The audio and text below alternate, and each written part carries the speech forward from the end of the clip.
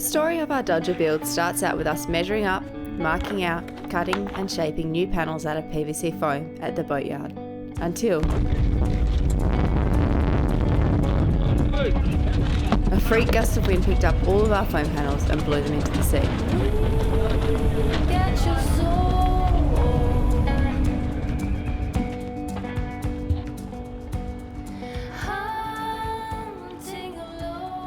So that's just an example of how crazy this place is. We were just working on the deck. It's a pretty chill day, but every now and again these massive gusts come and it blew away all our foam that we were cutting out and working on.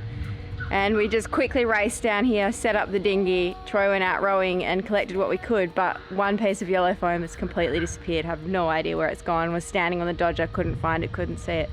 But interrupted our Sunday a bit, and I'm not sure how much more work we're gonna get done today. It's a mystery.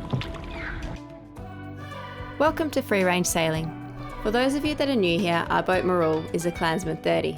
She's a fiberglass 30-foot masthead sloop built in New South Wales in 1969. We are currently giving her a long overdue refit in Tasmania, with plans to set sail soon for the Australian summer. To support our project and remain notified of all upcoming releases, thanks for subscribing to our channel and hitting the bell button. After our unsuccessful efforts at the boatyard, and with a week of rain forecast, we were very grateful to be able to shift the Dodger build operation to our friend's shed. Now if we look back just the other day, I pulled the Dodger off. And the reason being is we made it out of ply some years ago and many miles ago, but I didn't really know what I was doing that well. Sort of used the wrong material for fairing and stuff like that. And plywood wasn't the best choice that we could have possibly made. I didn't know, and I didn't have available this PVC foam that I do now. This stuff is incredibly light, and also it's impervious to water. So once we fiberglass this up, if any water gets into this, it won't really do anything to it. The ply Dodger itself, if we go and have a look at it, in under here, water did get found its way in there and contaminated it a bit, and it started to delaminate it. It was still fairly strong, but it only had a limited lifespan once that started actually happening. It's quite heavy as well, so we're going to all the trouble of losing some weight out of the rig with Dyneema. So I thought I may as well just take the opportunity to make a new Dodger out of foam, lose some weight and do it properly. I've just got a bit more experience using epoxy and fiberglass now.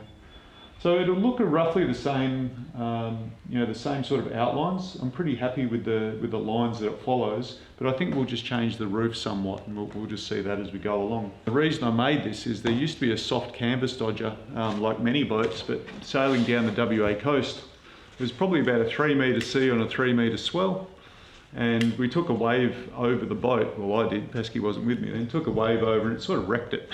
So, everything else was fine, but it sort of trashed the Dodger, so we made that hard one, and we've been really happy with it. Now initially what we did is we got bits of MDF, looking at the shape, making a few adjustments. We got the outlines for the Dodger, and then we just cut it into ply. So we're skipping that step at the moment because we've got an existing Dodger. We just got the foam, and if you look, all we had to do was just get there with a carpenter's pencil, because it's nice and flat, and trace the outlines of the existing Dodger onto this foam, and I can cut it out really easily. So if you were making a Dodger from scratch, that's the sort of step that you would have to do, is you'd go and get like MDF strips in the same way we made the templates, for all the other things that we've been doing on the boat, and make up until you're happy with the shape of it, and then transfer it onto your base material and start cutting it out and refining the shape. And then once you've got that, then we'll go on to the glassing, and that's where we're at the moment. We've transferred the lines, we've cut the rough shapes out, and now we can just sort of sneak up on our final lines. We'll glue this together just with hot glue, and then we'll start getting the epoxy out. So we've got some irregular shaped pieces of foam here from those cutouts, and we've got half of the front panel. Instead of using another whole panel, which we'll probably get the roof out of, what I can do with this stuff is just cut the irregular bits out, make these into just regular rectangles, glue them together, And then in that way there'll be a lot less waste. So that's good for your pocket, and you know, you're not binning a whole bunch of big bits of foam that aren't really good for anything else. In and of itself, it's not strong stuff.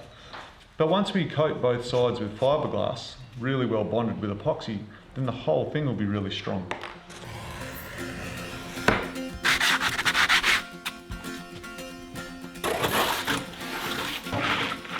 So hot glue will definitely hold these to shape at that moment. When we roll epoxy, epoxy will actually go down those and hold it together.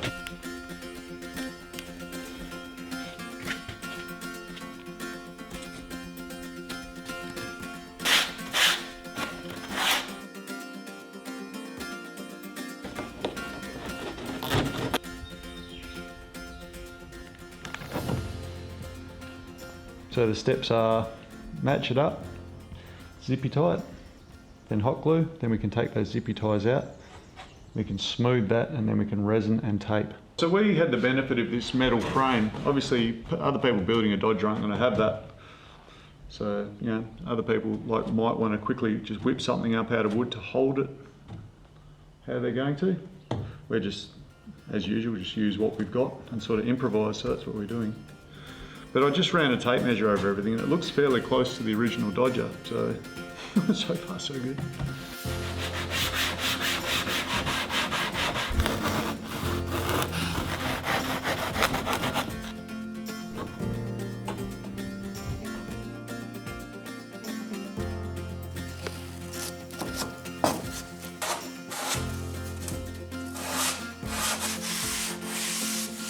Before making the epoxy fillets for the joints, we first wet out the area using a chip brush and some unthickened epoxy. A wooden tongue depressor can be cut into any shape you like to assist with fillets.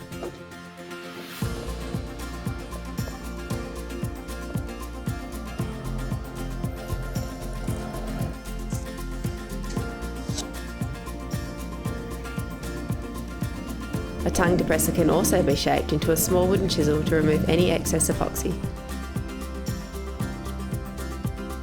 For the fillets, we thicken the epoxy with a combination of microfibers or glue cells and Q cells for fairing.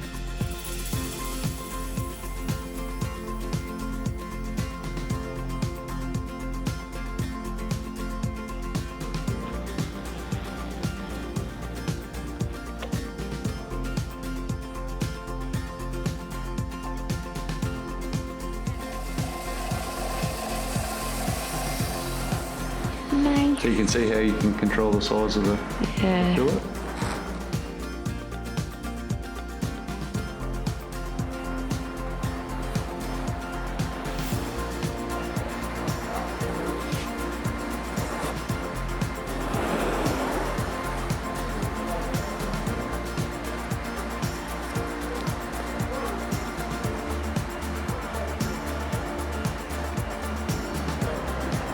Satisfying? Yep.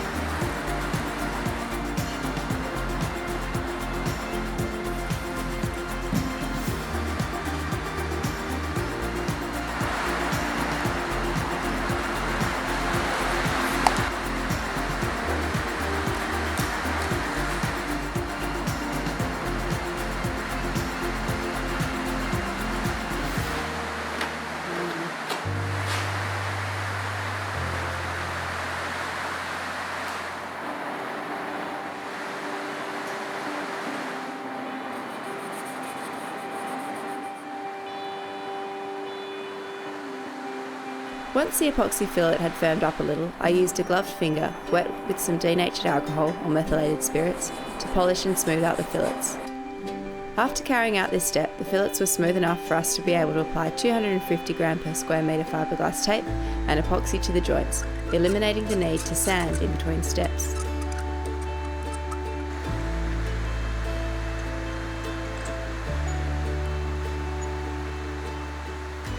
The next day, the inside of the Dodger was ready to be strengthened with 200 gram per square metre fiberglass cloth. Using masking tape like this prevents the cloth from fraying and is also very handy for labelling your cut pieces.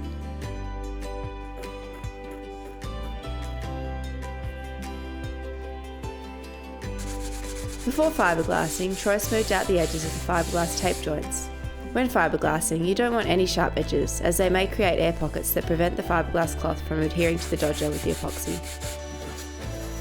A quick clean with a vacuum and a spray of denatured alcohol is also essential for a good result.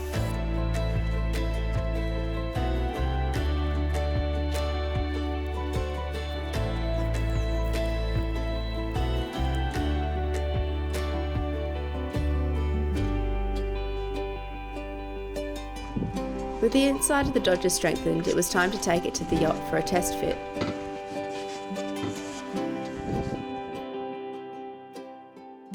We made the Dodger slightly wider than its predecessor, intentionally, so that at installation we could push in each side and form a nice curve through the front and the roof. We wanted to eliminate the boxy appearance of our old Dodger and follow the curve of Marul's coach top. We also wanted the lines of the Dodger to match the curve of the cockpit combing, so some modification was required back at the shed. Luckily, PVC foam is really easy to work with, and adding a bit more length to the corners to get them just the right shape was pretty much a straightforward affair.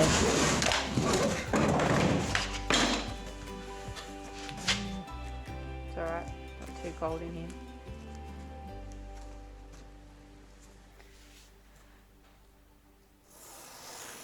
What we need to do, now that the inside of these corners is reinforced, now we can round this off, ready for taping.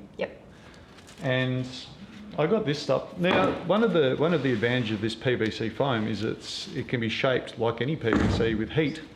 And if you look back here, like this is how easy it is to heat this stuff up. And I gave it a bit of a scorching, but if you look at this video, you can see that it was really, really straightforward. Just wait till it feels floppy and then bend it, and it stays rubbery for a while. The only thing you want to worry about is, like, if you used a naked flame on this, or that scorching is actually not so great from the point of view of releasing harmful chemicals from PVC. So you just have to watch that. But if you just gently heat it and don't turn it brown, it's not too bad. But now that it's cooled down, it's pretty good. Yeah, cool. So what I'll get you to do, Pascal, is just stick curved bits to the corners. Okay. And then afterwards, I'll get you to With thickened epoxy? You can just glue gun those in. It doesn't really matter the strength of the foam. You can use epoxy or hot glue. It's only the strength of this foam is the limit of how strong the bond can possibly be. Okay. Then later on, we'll round this off. Yep. So fiberglass can come around that and into the roof. The tape, yep. Because at the moment, that's too tight a radius to guarantee that we'll get good glass sticking on there. Yep. But once we've given it that thickness and faired that, it will make this look finished. Yep, it'll look prettier. Look prettier. And we'll be able to get the fiberglass will follow that radius that we'll put around there, because it'll be a 3/4 inch diameter. And we'll be doing the same with straight lengths like that. Leave a little overlap because we'll be sanding this. Mm-hmm. And then once you've got it there, all you have to do is measure roughly that and get some straight bits that I've cut and just join the two. Join all four up. Yep.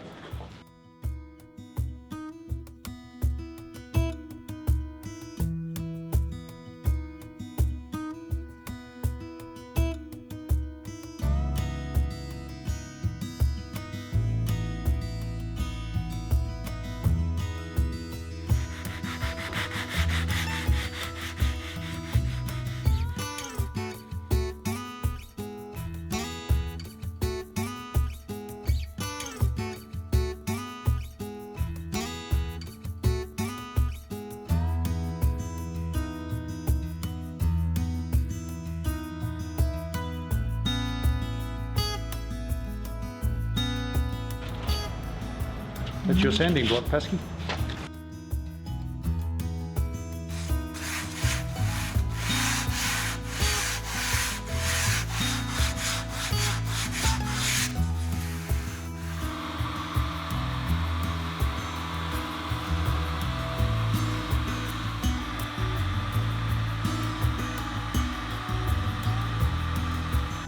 We use this rope around the Dodger to hold its shape and to stop the sides from flaring out.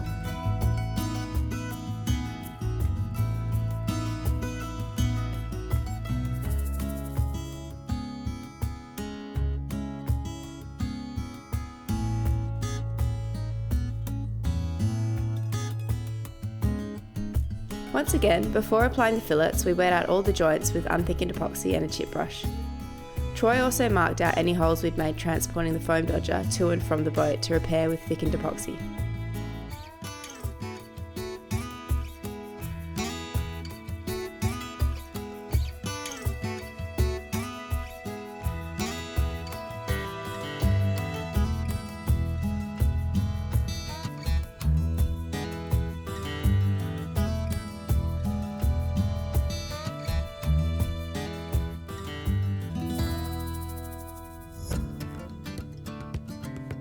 The next day, it was time to sand the joints and ensure perfectly smooth round edges, ready to apply fiberglass cloth on each of the outside edges of the dodger.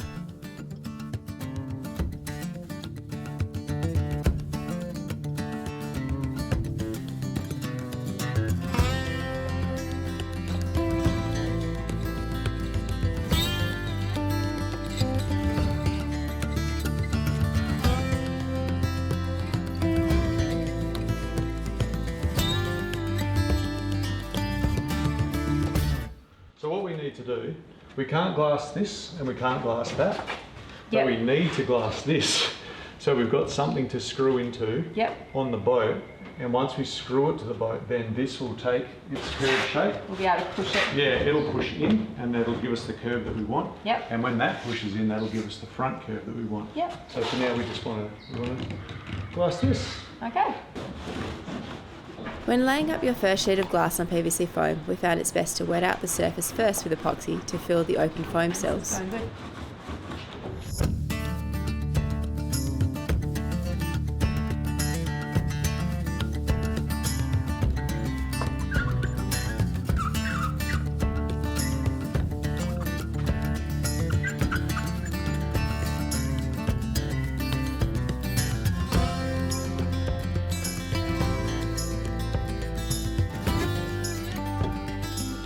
So I've just got this temporary prop at the moment.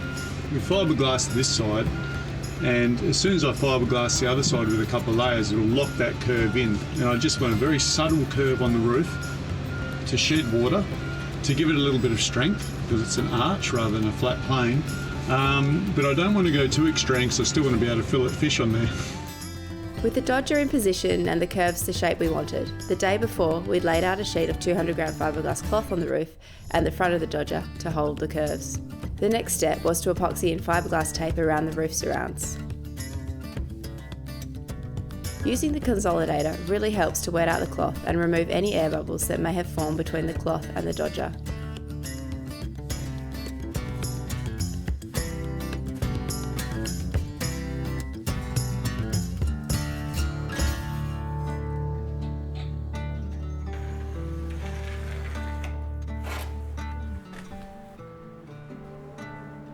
So up at the top, I used the broad part of the cup, and in the corner I used the little ones.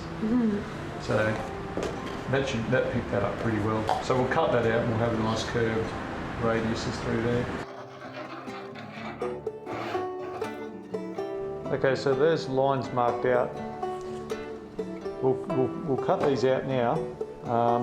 I've got the side ones sort of marked out. It'll be way more comfortable if we just get it round. So we'll just cut this, and then I won't have to transfer any lines onto the back. Then we'll reinforce the edges with some more tape.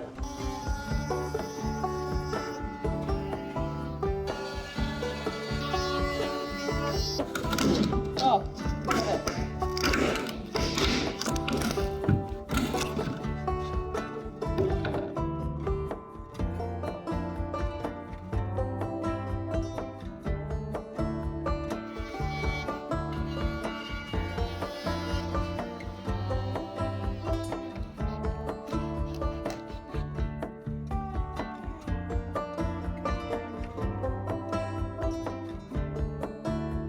Remember, like when we were with David, our fiberglass guru, and he was using polycore.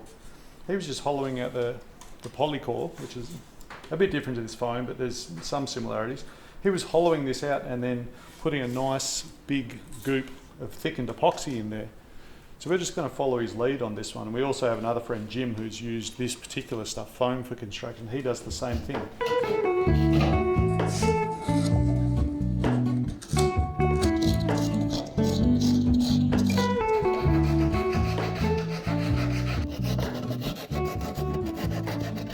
So we're just using screwdrivers to just dig out the foam in between the two laminates.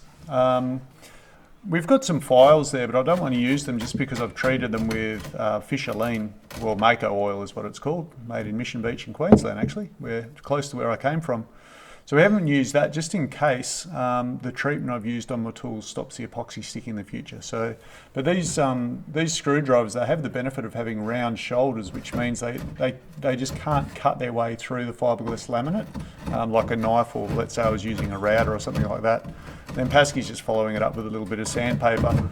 But really, it doesn't have to be smooth, because the more little jagged bits and stuff like that, the epoxy's just going to grab in there just fine, you know, thickened epoxy. So we'll hollow it out, we'll run some unthickened epoxy, because this stuff just soaks that stuff up, and then we'll thicken some up with some Q-cells, some fairing compound, and we'll just do those edges. And then after that's done, we'll tape the perimeters, and we've got some really heavy double bias, and we'll run a few arches of that stuff through. We'll keep the weight down, but we'll make it really strong. So around the primary windows, we'll give it some nice thick tape, and then we'll just do an arch up through here, almost like a roll bar in a car.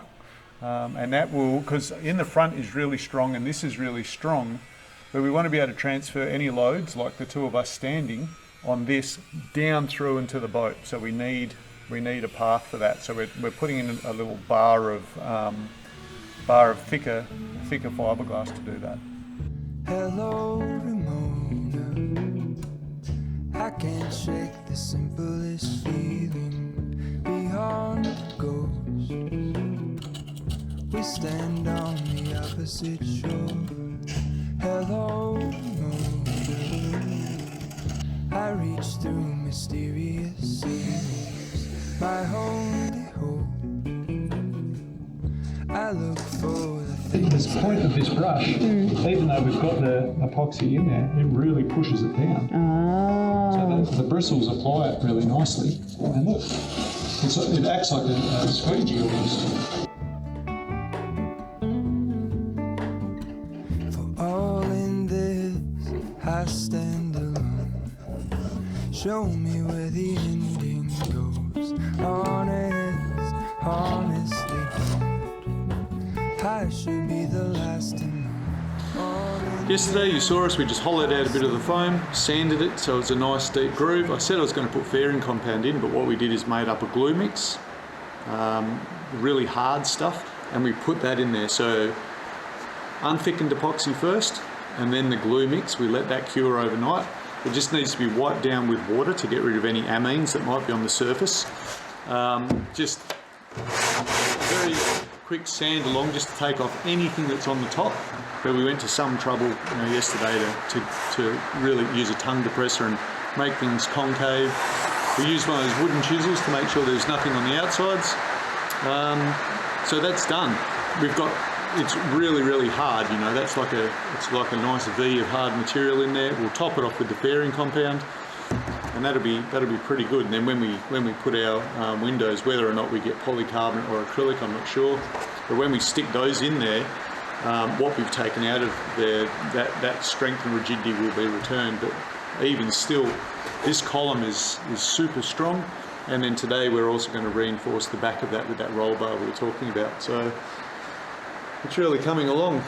I better get into this brow as well and throw in a nice big chunk of double bias, because if we're sitting on the front of this, that's gonna cop a bit of load.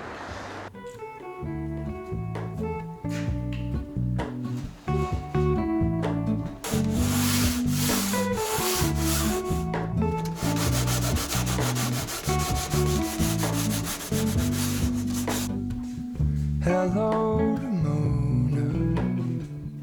I mistook you for a dream. Another trick from our friend David is to weigh your sheets of cloth and then mix the same weight of epoxy for I guess application. you always seem to know. Hello, Ramona. I push back the serious feeling, the end's unknown, to get back the life I used to know.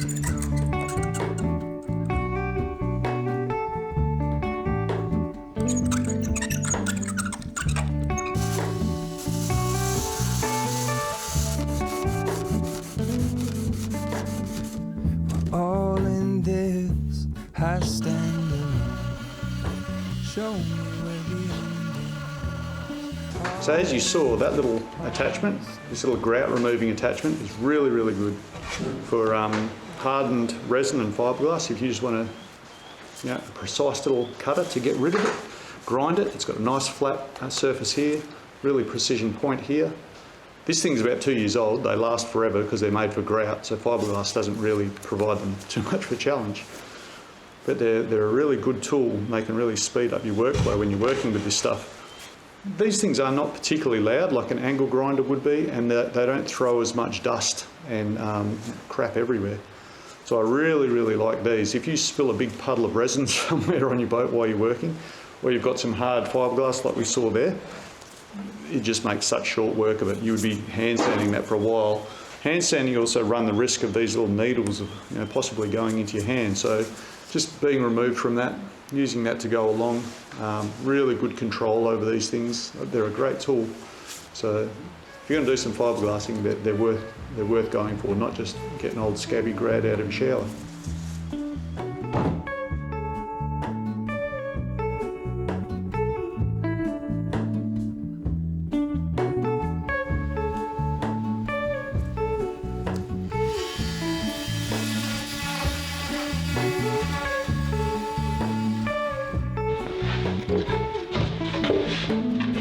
There it is, Pasky. So Cut out of a window.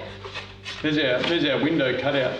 So this is the PVC foam that we've used, 1/2 inch, and this bit is only got one layer. One layer of 200 gram fiberglass. 200 gram per square metre fiberglass. So that was the thin sheet that we put on there. It's just one on either side. Yeah. To make the Dodger, it had 2 on one side, 3 on the other, as well as the 400 gram double bias framework put in it. So this one,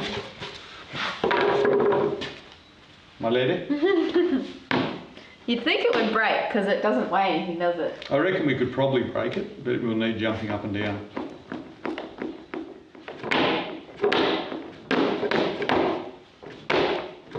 Let me spread the bits of wood. We'll see. Have we weighed it yet? Weighed it? Yeah. Not yet. Oh, I feel cracking. So that's 90 kilos right in the middle. Yeah. Is what gave it. And you know what? It's still all that happened was the foam failed. Like this one cracked. That's still intact. Still good.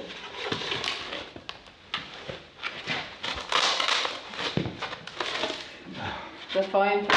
It's tough stuff. Yeah, we can get some scales. Oh yeah, we can weigh it broken.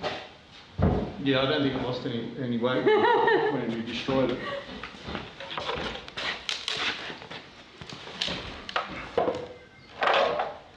Can you see? You'll see. No, that doesn't work. Yeah, it does. 360 grams.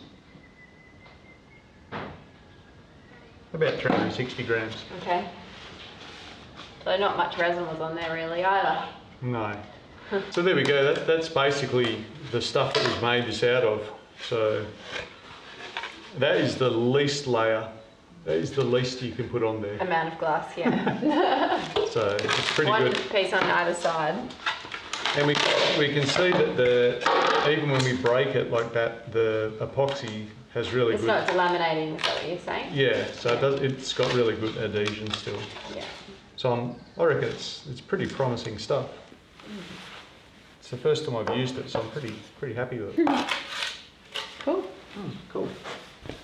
How many days, weeks have you put into that suit? I don't know. This is about 4 days worth of work, but I've been doing a little bit of getting our outboard back up to speed and just generally rolling around. So yeah, it's pretty rough, isn't it? Yeah. But we've been getting a lot of work miles out of our overalls. 5X. But look at that, my $7 jeans are still pretty good, but you can see that I've had holes in my knees. Dusty jeans.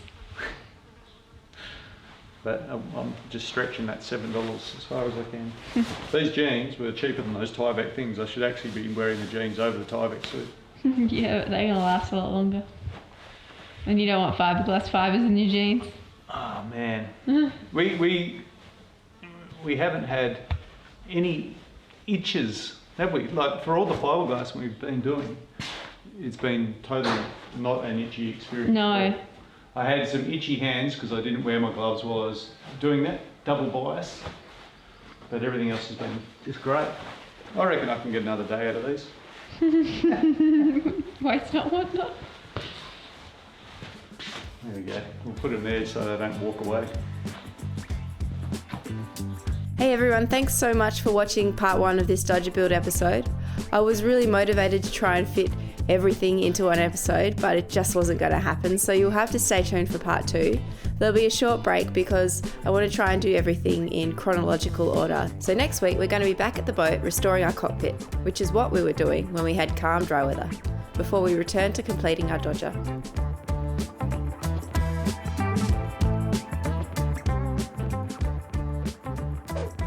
As always, thanks for watching and clicking the like button.